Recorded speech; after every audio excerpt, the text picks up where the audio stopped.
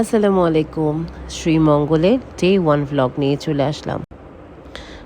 শ্রীমঙ্গলে যাওয়ার পথে একটা রোড ছিল, সেখানে অনেক ভেজিটেবলস পাওয়া যাচ্ছিল। তো আমি আসার টাইম হলে অবশ্যই নিয়ে আসতাম। শ্রীমঙ্গলের কাছাকাছি আসলে এত সুন্দর রোড, দুই দিকে গাছপালা ভরপুর, আমার খুব ভালো লাগে। শ্রীমঙ্গলে চলে এসেই আমরা একটা রেস্টুরেন্টে নেমে ওখানে লাঞ্চ সেরে নেই। খাবারটা মোটামুটি ভালোই ছিল। এখন যাচ্ছি আমরা আমাদের হোটেলের রোডে। চলে আসলাম গ্র্যান্ড সুলতানে, ভীষণ সুন্দর, সব কিছু মিলেই আর্টিস্টিক দেখতেই। তো আমরা এখানে এসেই ওরা ফার্স্টে আমাদের ওয়েলকাম ড্রিঙ্কস দিয়েছিল, তারপরে সব কিছু মোটামুটি একটু দেখে আমরা রুমে গিয়েছিলাম। ভিউটা ভীষণ সুন্দর ছিল। এই যে এখন দেখাচ্ছি ভিউটা, সেই সুন্দর ভিউ। তো আমি গিয়ে বেরিয়ে পড়েছিলাম এক্সপ্লোর করতে বিকালে। তখন রোডটা কমে এসেছিল আর খুব সুন্দর একটা পাহাড়ের মতো জায়গা ছিল।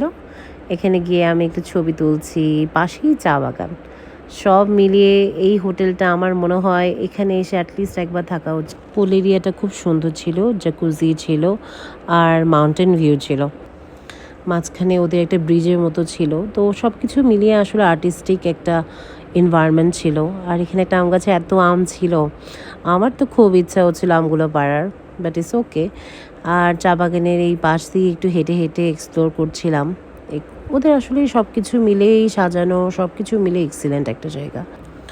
গ্র্যান্ড সুলতান হোটেলের ভিতরেও সুন্দর, বাইরেও সুন্দর। এই যে আবার ভিউটা দেখিয়ে দেই লিফটের কর্নার থেকে। তো আমি আসলে জিমটা এক্সপ্লোর করিনি, এখানে লাইব্রেরিতে এসেছিলাম, জিমের ভিডিওটা নেওয়া হয়নি। লাইব্রেরিটা খুব সুন্দর সাজানো ছিল, কাম একটা পরিবেশ ছিল। আমরা এখানে বসেও কিছুক্ষণ আড্ডা দিয়েছিলাম। এই যে মিনি গ্র্যান্ড সুলতান। তো এর মধ্যেই সন্ধ্যা হয়ে যায়, সন্ধ্যার পরিবেশটাও সুন্দর লাগছিল।